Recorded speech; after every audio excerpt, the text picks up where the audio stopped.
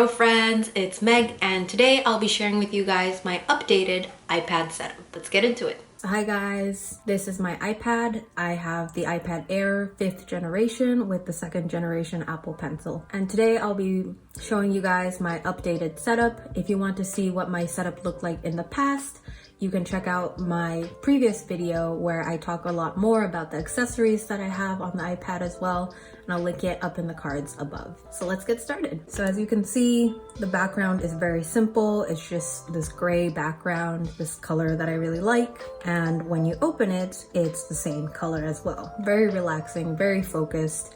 No distractions, very simple. And unlike my previous setup, I only have one page. As you can see, when I swipe to the right, I just go into the app library. So this is the only page to get through. Let's get into it. And up here, I have the clock widget. I use Widgetsmith to make this clock widget. And people have asked me how to make it look transparent. And the trick is that I actually this has a background on it, and the background is exactly the same color as the background that I'm using on the home screen. And so that's how it looks transparent.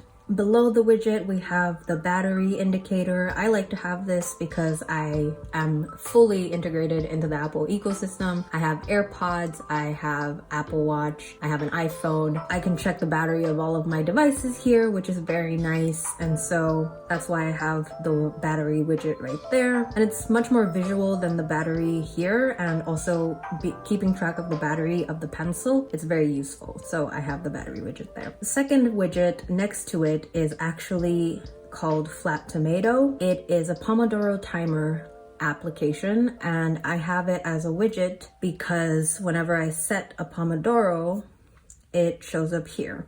And I can keep track of how much time I have left and stuff like that. So it's a nice little widget to have. Let's cancel that. Next up, we have the calendar widget. I use iCal now, and so I have the iCal widget here. As you can see, it just lists the scheduled appointments that I have for the coming few days. And next to it, I have a big Pinterest widget. This Pinterest widget shows my vision board, and it changes every hour. And down here, this big widget is a reminders widget, and it goes to my mind dump, where I basically, at the end of the week, I always go in and type out all of the stuff that I need to get done in the week / anything that's on my mind, any kind of task that I need to do. It goes in here, and I transfer it into my planner later on, as I will show you coming up very soon. But I just like to have that widget there so that anything that I need to do is front and center and in my face. The next step is Notability. I know a lot of people try to choose between Notability and GoodNotes, but as you can see here, I use both. I use it for different purposes. Notability, I feel like, is better for document editing and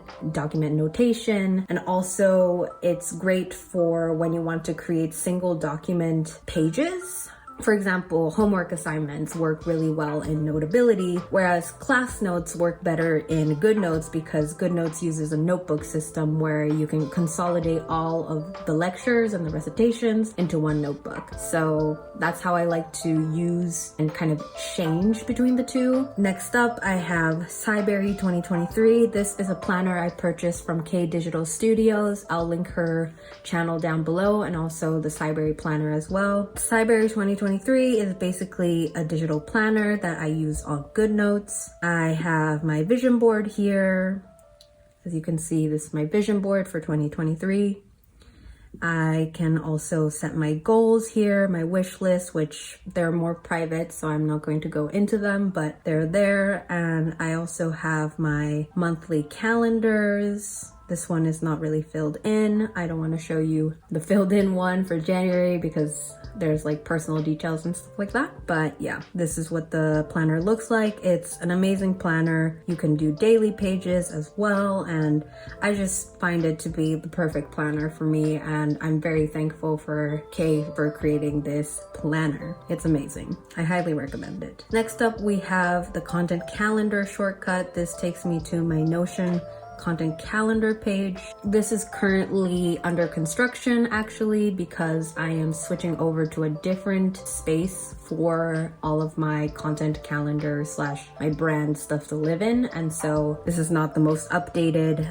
This is kind of old actually. And so even if you see some video ideas here, just know that this is not going to be accurate. Next up, I have Obsidian. Obsidian is an app I fell in love with while I was offline, and I wanted to make a full video on it, but there's so much personal information in there that it's difficult for me to create a dedicated video on, so that's why I haven't. But Obsidian is basically where all of my school notes and everything live. This is my second brain. As you can see, this is the home page that I have. I have lecture notes and stuff like that all in here. And so this is basically where I have my second brain, and if you want a more in-depth tutorial on Obsidian, let me know. And Dropbox, as we talked about in the last video, I use Dropbox for everything, so Dropbox is front and center. ExpressVPN, because my university has public Wi-Fi system and it's not the most secure all the time, and so I like to use a VPN to protect my privacy, my online privacy. And YouTube